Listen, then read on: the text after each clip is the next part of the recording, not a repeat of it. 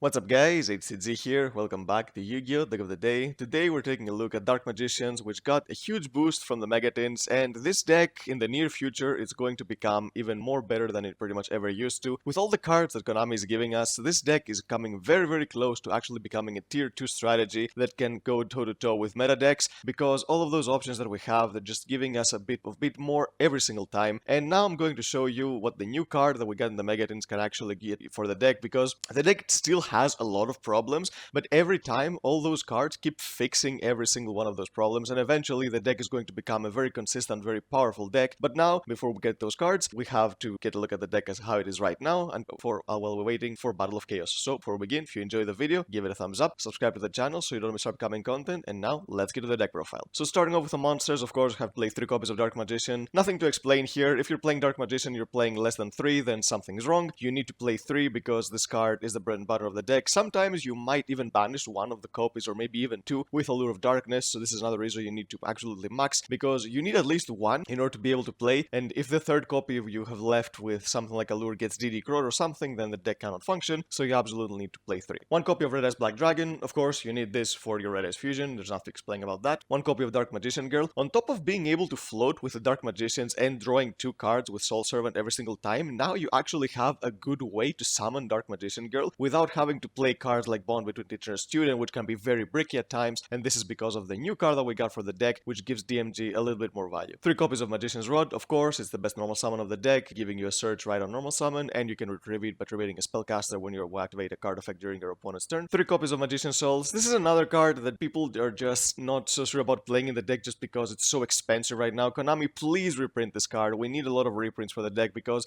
even the cards that didn't used to be so expensive, like the Dark Magicians, are now super expensive, so we just need a reprint of all those cards, because in Battle of Chaos, we can already expect that the cards like the Ritual Monster that searches your Magician's Souls in your Rod, or maybe even Timaeus, will have a price, so if these cards don't get reprinted, then the deck is going to be so expensive, considering you have to play more than 1 Dragoon in a deck like this. So yeah, please Konami, give us some reprints, because a card like Magician's Souls, I can see why people don't play it because it's so expensive, but it's just such a good card. You absolutely have to play it if you want to play the deck at the best capacity you can, because it gives you access to all the monsters you need in the grave in order to go for your multi draws with your Soul Servant, and now you even have better way to use its second effect, discarding spells and traps in order to draw more cards, because before there were certain cards you didn't really want to discard, like your Eternal Soul. You want this to stick on the field, but now you have a way that gets the Eternal Soul onto the field while giving you fodder for this card's effect. So like I said, they keep fixing and giving this deck more problems, but all those cards that gonna arrive and during Battle of Chaos, they're just gonna absolutely fix every single problem of the deck. And another one of those issues that the deck has is that what if Anaconda gets banned? What if Red Eyes Fusion gets banned? That's another problem that's going to be fixed in Battle of Chaos, so Konami has already heads up for that, so we're gonna see exactly how that's gonna work when Battle of Chaos is released, and depends on how the ban list affects Dragoon. 2 copies of Apprentice Illusion Magician. As long as Anaconda is a card, I think you should be playing this, but if Anaconda gets banned, then this card doesn't really serve that much of a purpose, because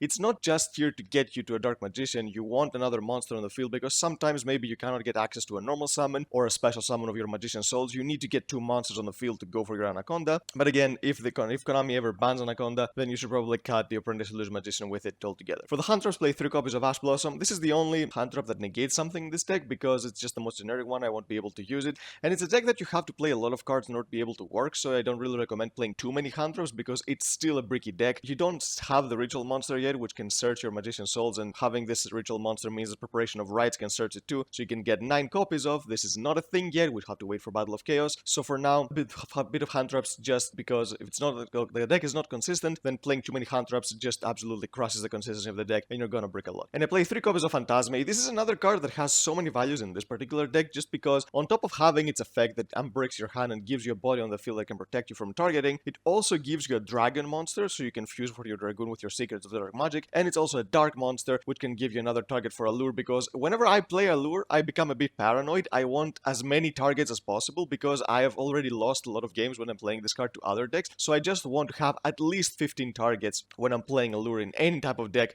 so I can actually think that it's worth playing, because if you don't play as many targets, sometimes it can just sit in your hand without doing anything. But in this deck, it's not that bad, because any spell and trap that you have in your hand, even if they're dead, even if they're multiple copies of a card you cannot activate, you can always discard them with Magician's Souls to get even more draws, so it's not that bad in this particular deck. So yep, Phantasme, really great card. For the spells, we have 3 copies of Dark Magical Circle. Of course, it's the search card and the disruption, you have to max it out. 3 copies of Soul Servant. This is my absolute favorite card of the deck because ever since this card came out, it gave it so many options. First of all, what this card does is it allows you to play one of certain cards that you don't really need to play more because it can stack from the graveyard as well. So even if you want them, you can just retrieve them from the graveyard after your opponent has gotten rid of them or after you've used them. So it's not that bad playing less copies of cards that were considered absolute must 3-ofs before, cards like Navigation, which people have completely cut down to 1 copy now because they realized how much better Eternal Soul is of a card. So yep, Soul Servant, stacking your cards, giving you the extra draws, and during the late game, I also play another card that pretty much turns this card into a free pot of greed whenever you want, so this is another reason I love this card. Now, the new card is 3 copies of Magician's Salvation. So this is a field spell for Dark Magician, something which the deck didn't really have before. Yes, you play Secret Village, but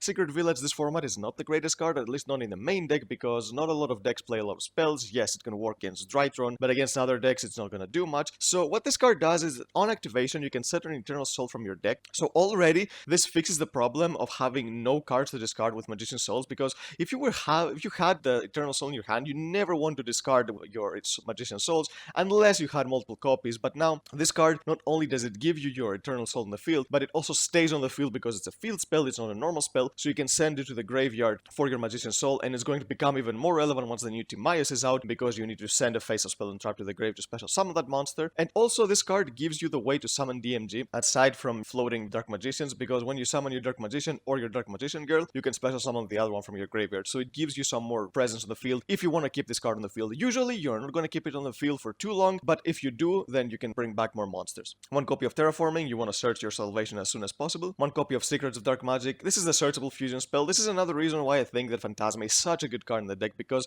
if you want to play with your Red Eyes Fusion, then you should be able to go for your Red Eyes from the deck, but if you draw it, then you can of course fusion with it. And of course, if you have your Phantasma, you don't have to use your Red Eyes Black Dragon. You can absolutely get to it with your Secrets, so you can keep your Red Eyes in your hand, or if your deck, if you haven't drawn, thankfully, then you can use your Red Eyes Fusion to summon the second Dragoon, and then you can use your Magicalized Fusion, not for the Dragoon because I do not play 3 copies, that would be overkill, but for the Dark Magicians, so it gives you a lot of stuff to do. So Phantasma, I think, is a card that makes the deck a lot more consistent and a lot more potent on what it wants to do, which usually doesn't work this way whenever you play Phantasma. Usually just a standalone card that helps you get to the actual cards of your deck, but in this deck can be an actual combo piece. 1 copy of Illusion Magic. I like this card just because sometimes you need to see a Dark Magician in order to be able to win, and even though you have all those searches, having a searchable card that searches you 2 copies of Dark Magician is never a bad thing, and this can also help you dodge cards like Veiler or Imperm if you hard draw it and you summon your Magician's Rod, so you can get a search on top of getting 2 Dark Magicians. So I really like this card. I don't see a reason not to play it, because some people have completely cut it because you can send with your Red Eyes Fusion your Dark Magician to the graveyard. Yes, that can work, but with Eternal Soul, sometimes you want to resolve your Navigation, and sometimes you need more copies because you want to be able to fuse, and if you only have 1, then you're not going to be able to fuse for the Dark Magicians, but if you have 2 copies, then just having this and a Magician's Rod means that you have the Dark Magicians on the field right away. 1 copy of Red Eyes Fusion. Of course, you're gonna be playing this card, so there are a couple theories about what can happen about Dragoon, and if Anaconda gets banned, I think it's the best case scenario for this particular deck, because you don't really need to play Anaconda. You can absolutely max out on Red Eyes Fusion, because just summoning Dragoon is not the play that other decks do without doing anything else, because you send a Dark Magician to the graveyard so you can bring back with your Eternal Soul. So even passing on Dragoon is really good in this deck, because you can keep disrupt your opponent with multiple ways if you have your Circle and your Eternal Soul in the field. So you would be playing more copies, of course, if Anaconda got banned. And another reason is because of the 1 copy of the Magicalized Fusion, which is another thing that you can abuse with Anaconda, but even without Anaconda, this card is going to be worth playing, just because it gives you access to the Dark Magicians and Dragoon after you've used your first one, so you can get more monsters on the field. So these are really good top decks regardless. So the deck does have recovery, and it does have the comeback potential it needs in order to be able to win, because both of those monsters are just so powerful, and especially Dragoon during the late game. If the game is simplified, you can just absolutely body your opponent with the destruction effect, and then you can just OTK with 1 card. I do play 2 copies of Foolish Burial Goods with the 1 copy of Metalphos Fusion. I've been enjoying this engine in the deck for such a long time now, just because of the fact that during the late game, by sending a Soul Servant to the graveyard, you basically top deck a Pot of Greed every time you top deck either a Soul Servant or your Foolish Burial Goods. So I really like the dynamic, and it just makes the deck more iconic in my opinion, because Yugioh was always top decking the Pot of Greed to get more good cards, so he could win the duel. So this is basically the equivalent of Pot of Greed during our game, because Pot of Greed is banned, of course. And during the early game, sending a Metalphos Fusion to get another draw is always a good thing. And like I said, those cards that would be considered dead in other decks, like drawing the Metalphos Fusion, it's not in this deck just because Magician's Magician Souls exist, so you can send any spell and trap from your hand to the grave to get draws, and if you send your Metal Fusion, you get another draw on top of it, so you basically recycle itself and you get a +1. So yeah, these cards are just super good. And I do play 2 copies of Allure of Darkness. You can play 3 if you want, but I don't find it necessary, just because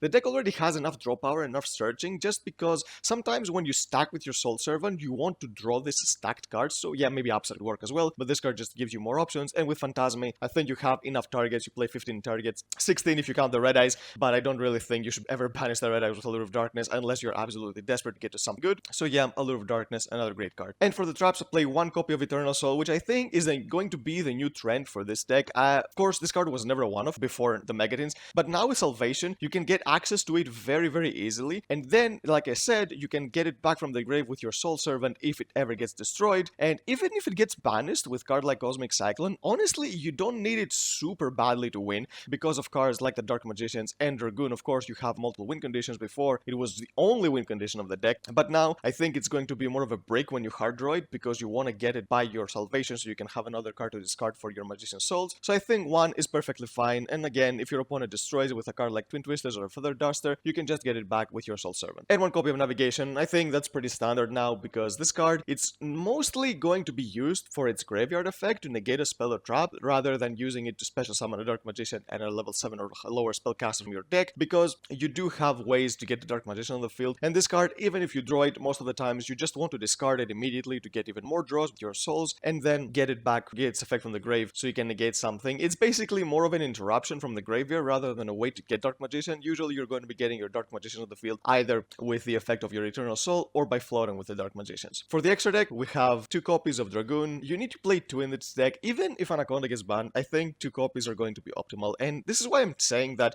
all of these cards need a reprint right now, because if anyone wants to pick up the deck now, and they didn't pick it up when the cards were cheaper, then it's such an expensive deck that's not really worth the price. So this is why I'm saying that Konami just has to reprint all those cards before Battle of Chaos, because that's going to get priced to astronomical levels. The Ritual Monster is not going to be cheap, I can tell you that already. So yeah, this is why we need reprints, but Dragoon is just such a good card in the deck, and if you even don't like playing Dragoon in other decks, I think you can be excused if you're playing it in Dark Magician, because that's where it was supposed to play it in. So yeah, Dragoon, the win button, I don't think I need to explain anymore about this card. Pretty much everyone knows what it does by now. 2 copies of the Dark Magicians. I like playing 2 just because of Magical Ice Fusion. Sometimes you won't be able to summon the second Dragoon, either because you have already fused with it with your Secrets of Dark Magic by using a Phantasme, or this card in some scenarios actually can be better than Dragoon, because if you know that your opponent is playing a deck that doesn't really care about Dragoon that much, then this card can give you the advantage you need to grind, because Dragoon, if you know your opponent has a way to deal with it very easily, it's not that worth summoning. Maybe this card can give you more value, because not only does it float, so it gives you a disruption if you have your circle on the field, but the advantage that it gives you every time a spell or trap is activated is absolutely insane, and being able to draw into cards like Eternal Sword Navigation, activate immediately, just gives you the interruption right on the spot. So yeah, I really like this card. I think it's very underrated. People just tunnel vision on Dragoon every single time, but if you summon this card more often, I guarantee you that you're going to win more games, just because Dragoon is not the end-all be-all against every matchup. Yes, some matchups is auto-win, but not all of them. So yeah, this card, I think it's really, really great. For the Xyz monsters, play 1 copy of Ebon Illusion Magician. Of course, we're playing Dark Magician. This card can give you a disruption and another monster on the field. Actually, not a disruption, but it pushes through with your circle so you can banish cards and then go for game. So yeah, it's a good card. And 1 copy of Big Eye, because sometimes you just want to steal those monsters. And for the Link monsters, play 1 copy of Anima. Because of your souls, you need to be able to steal those monsters if your opponent actually forgets that this card exists and puts a monster under the extra monster zone, which happens quite a lot, honestly. 1 copy of Imdak. You need to summon a dragon sometimes, and this is another card that can get you there, because if you don't have access to a way to get to your Red Eyes Fusion, if you don't have access to Phantasme, but you still want to activate a card like Secrets of Dark Magic, or maybe a hard-run Magical Ice Fusion, you need to make one of your Dark Magicians into this, and then either have another Dark Magician, or just activate Magical Ice Fusion to go for your Dragoon. This 1 Link Spider, this is another way to get to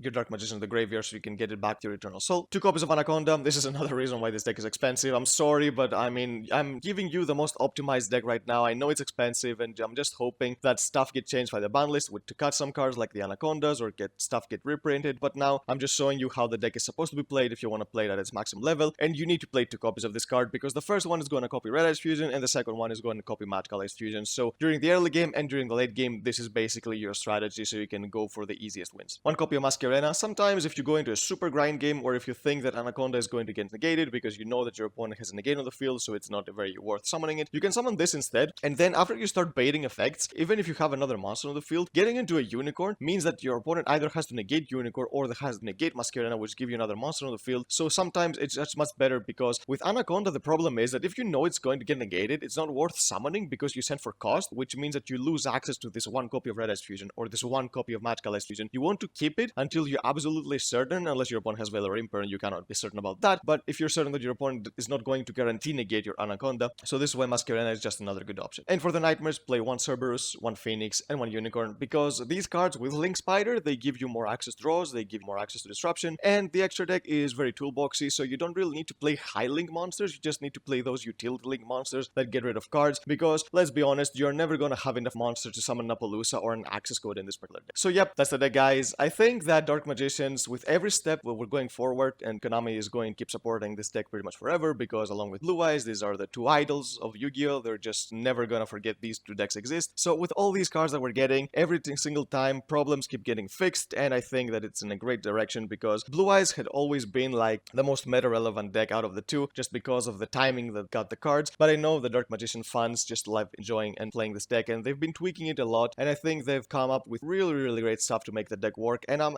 guaranteeing you that after we get Battle of Chaos, you're going to be seeing this deck a lot, just because of its fan base, and just because it is actually going to be a relevant strategy in order to be able to opt into decent events. So yep, that's it, guys. If you enjoyed it, give it a thumbs up, subscribe to the channel so you don't miss upcoming content, and we'll see you next time.